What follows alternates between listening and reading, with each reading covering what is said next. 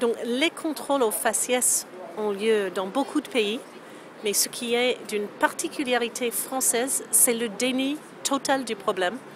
Et il faut savoir, en France, le problème est d'une grande ampleur. Depuis des décennies, il y a des rapports qualitatifs, il y a même des émeutes où des contrôles sont souvent à l'origine, et pourtant, il reste ce déni.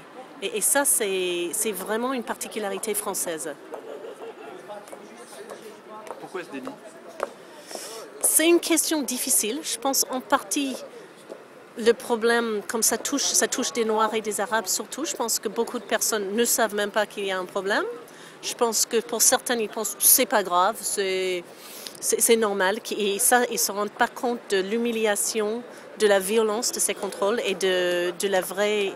Ça cible une population comme sous-citoyen et c'est vraiment au cœur de l'égalité de la République. Et ça devrait être un problème grave, mais pourtant, je pense que c'est traité comme quelque chose de banal, de pas grave. Et il y a aussi ceux qui sont prêts à reconnaître, mais disent mais de toute façon, cette population est plus délinquante. Et ça, c'est faux aussi.